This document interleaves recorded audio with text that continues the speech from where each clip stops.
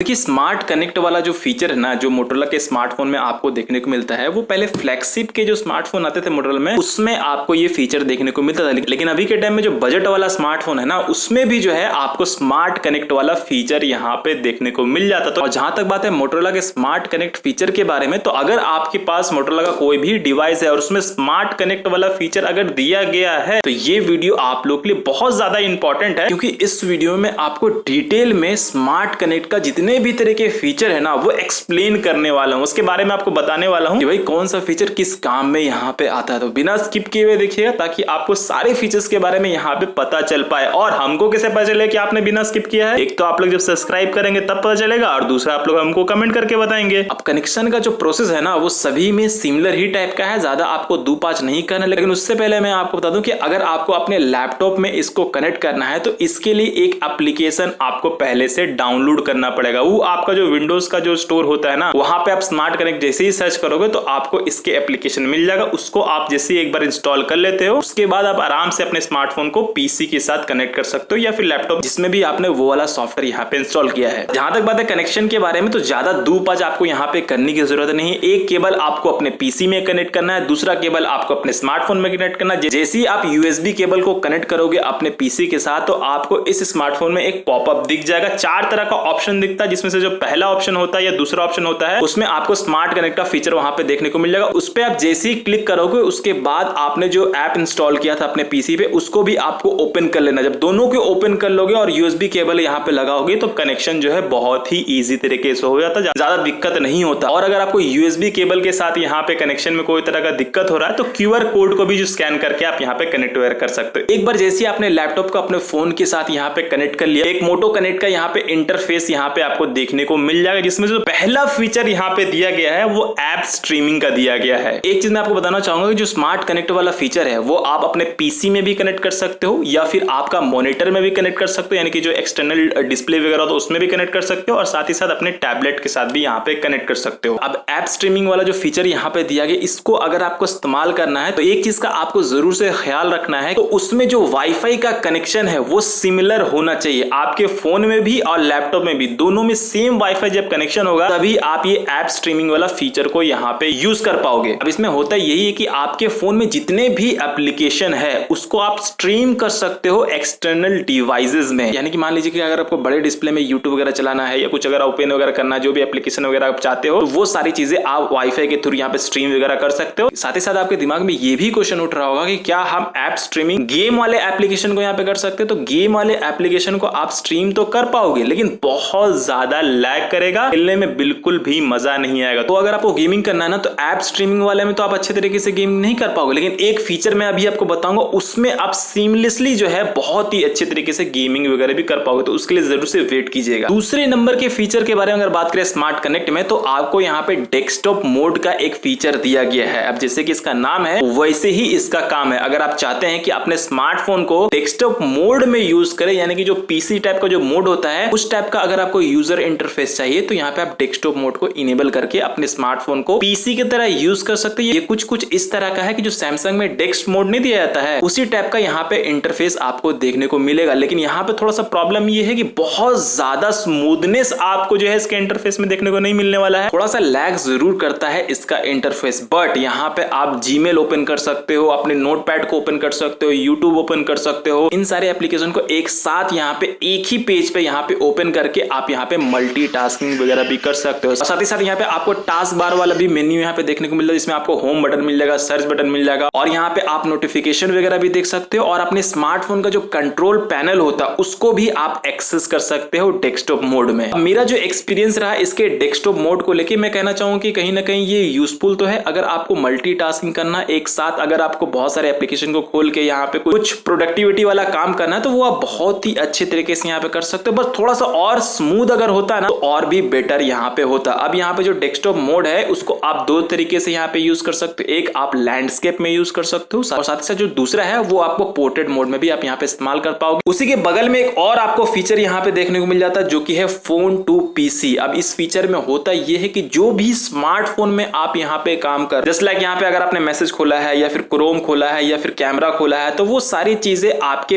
PC में दिखेगा। तो ये भी जो है कुछ ऐप स्ट्रीमिंग की तरह ही काम करता है, लेकिन इसमें अलग ये है कि आप अपने स्मार्टफोन को यहां से कंट्रोल करोगे और जो एक्सटर्नल डिस्प्ले आपने जो भी कनेक्ट कर रखा है उसमें आप देख सकते हो। दोस्तों इसमें भी एक चीज मैं आपको बता देता हूं कि इसमें आपको दो तरह का यहाँ पे फीचर दिया गया फोन टू पीसी करने में। पहला जो ऑप्शन यहाँ पे आपको दिखेगा वो मिरर फोन करके दिखेगा। अब जिस तरह का नाम है उसी तरह का काम है, यानी कि आपका स्मार्टफोन बिल्कुल मिरर हो जाएगा आपके यहाँ पे लैपटॉप में या फिर डेस्कटॉप में या फिर टैबलेट में, जिसमें भी आपने यहाँ पे कनेक्ट कर रखा है। तो जो भी खेला आप अपने स्मार्टफोन में करोगे वो डायरेक्टली वहां पे विजिबल होगा। दूसरा जो ऑप्शन है वो है वर्चुअल फोन। अब इसमें बेसिकली होगा ये कि जैसे आप इस पे टैप करोगे तो एक वर्चुअल स्क्रीन आपके डिस्प्ले पे यहाँ पे शो होने लगेगा। जो भी स्मार्टफोन में आपको दिख रहा है वो चीजें आपके यहाँ पे पीसी में दिखेगा, लेकिन जब आप यहाँ से अपने स्मार्टफोन को कंट्रोल करोगे तो वहां पे पीसी पे काम नहीं करेगा। अगर आपको पीसी में यूज करना उसी स्क्रीन को तो वहां से आप डायरेक्टली उस चीज को यूज कर सकते हो। जैसा आपका रिक्वायरमेंट है उस हिसाब से यहाँ पे फोन टू पीसी को आप यूज कर सकते हो। और जैसे कि स्टार्टिंग में दोस्तों मैंने आपको बताया था कि जो ऐप स्ट्रीमिंग वाला है उसमें आप गेम जो है अच्छे तरीके से नहीं खेल सकते, बहुत ज्यादा यहाँ पे लैग करता है। लेकिन फोन टू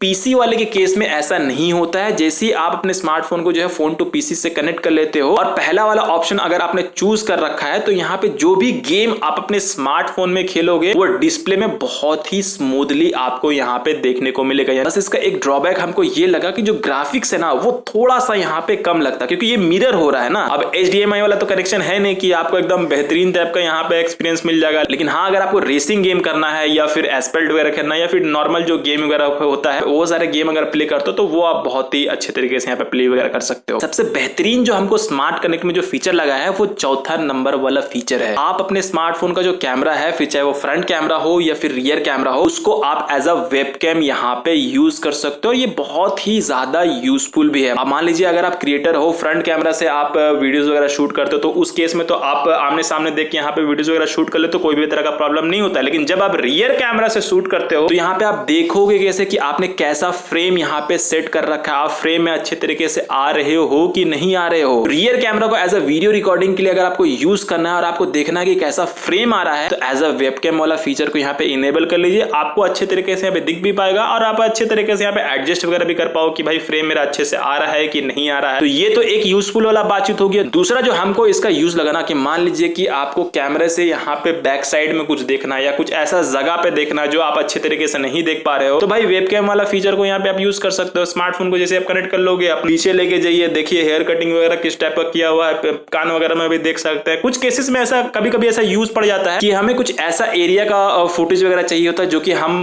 देख नहीं पाते हैं। तो ये आप पे डिपेंड करता है कि आप वेबकैम वाला जो फीचर इसमें दिया गया वो किस टाइप से इस्तेमाल वगैरह करना चाहते हो। अब आप लोग सोच रहे हो कि स्मार्ट कनेक्ट में बहुत अच्छे फीचर्स तो यहाँ पे दिया गया, लेकिन मान लीजिए कि अगर आपको अपने स्मार्टफोन का डेटा को अपने पीसी वगैरह में कॉपी करना है तो उसके लिए हम लोग यूएसबी लगा के फाइल्स वगैरह को यहाँ पे ट्रांसफर करते थे। लेकिन अगर आपने स्मार्ट कनेक्ट से कनेक्ट कर रखा है तो फाइल्स का ऑप्शन आपको मिडिल में ही देखने को मिल जाता है। जैसे कि आप फाइल्स पे क्लिक करोगे तो पूरा का पूरा जो डेटा है आपका इंटरनल स्टोरेज का वो वहां पे दिख जाएगा। जो भी फाइल अगर आपको कॉपी करना है तो सिंपली आप वहां से कर सकते हो। अब दोस्तों अगर आप लोग यहां तक वीडियो देख रहे हैं ना तो जरूर से एक लाइक कीजिएगा कि एक तो लाइक आप लोग करते हैं ना एकदम दिल में इतना अच्छा फील होता है ना कि भाई हम बता ही नहीं सकते। और दोस्तों इतना ही नहीं, मान लीजिए कि आपका वाईफाई अगर काम नहीं कर रहा है, आप चाहते हैं कि आपके स्मार्टफोन में जो हॉटस्पॉट दिया गया है वो आप अपने लैपटॉप के साथ या फिर पीसी के साथ या टैबलेट के साथ यहाँ पे शेयर करना चाहते हो, तो छठे नंबर पे जो हॉटस्पॉट वाला फीचर दिया गया ना वो उसी काम में आता है। टीपीए हॉटस्पॉट को ऑन कीजिए और कनेक्शन लेके मजा कीजिए, मजा काम वाला कीजिएगा, समझ रहे हैं ना। सातवें नंबर पे जो यहाँ पे फीचर दिया गया वो बहुत ही छोटा फीचर है और इसका हमको बहुत ज्यादा यूज तो नहीं लगा, लेकिन फिर भी हम आपको यहाँ पे बता देते हैं। स्मार्ट क्लिपबोर्ड करके ये फीचर है। इसमें बेसिकली होता ये है कि जो भी स्क्रीनशॉट वगैरह आप अपने फोन में लोगे ना वो वहां पे विजिबल हो जाता है और उसको आप मैक्सिमाइज करके यहाँ पे देख सकते हो कि किस चीज का स्क्रीनशॉट वगैरह आपने यहाँ पे ले रखा है। क्रॉस कंट्रोल, अगर आपने स्मार्टफोन को अपने लैपटॉप के साथ यहाँ पे कनेक्ट कर रखा है और उसमें जो माउस दिया गया है उसका कर्सर को अगर आपको यूज करना है अपने स्मार्टफोन में तो इस फीचर को बस आपको इनेबल करना है। जैसे ही आप यहाँ पे इनेबल करोगे यहाँ पे ये कनेक्ट हो जाएगा। उसके बाद ड्रैग करते हुए जैसे ही आप अपने पीसी की स्क्रीन से बाहर आओगे तो आपको दिखेगा कि आपका जो कर्सर है वो स्मार्टफोन में आ गया और उसी सेम कर्सर को आप अपने स्मार्टफोन में भी यहाँ पे यूज वगैरह कर सकते हो। डबल टैप कर सकते हो, ओपन कर सकते हो, राइट क्लिक कर सकते हो, सारी चीजें यहाँ पे कर सकते हो। बेसिकली माउस का जो कर्सर है ना वो दोनों ही डिवाइसेस में सेम टाइम में यहाँ पे काम करता है। नंबर 9 के बारे में अगर बात करें तो शेयर हब का फीचर दिया गया। अब इस फीचर में बेसिकली होता यह है, यूजफुल फीचर ये, अगर आपको ड्रैग एंड ड्रॉप करके कोई भी वीडियो फाइल को या फिर फोटो फाइल को या फिर डॉक्यूमेंट फाइल को आपको कॉपी वगैरह करना है तो आप यहाँ पे ड्रैग एंड ड्रॉप करके यहाँ पे फाइल को कॉपी एंड पेस्ट वगैरह कर सकते सकते हो। लेकिन इसमें एक छोटा सा प्रॉब्लम ये है कि जब भी आप ड्रैग एंड ड्रॉप करोगे अपने पीसी में तो आपको दिखेगा कि भाई फाइल्स तो ड्रैग हो रहा है, लेकिन जब आप अपने फोन में चेकआउट करोगे तो वहां पे फाइल्स कॉपी नहीं होता। तो अब इसमें होता यह कि जब आप अपने पीसी में फाइल्स को ड्रैग कर देते हो तो उसके बाद सेम टाइम में अपने स्मार्टफोन में शेयर हब वाले ऑप्शन को यहाँ पे ओपन करके रखना पड़ता है। उसके बाद आपको सारी फाइल्स वहां पे दिख जाती है कि जो भी फाइल्स आपने ड्रैग करके रखा था। अब उसमें से कोई भी फाइल्स को अगर आपको अपने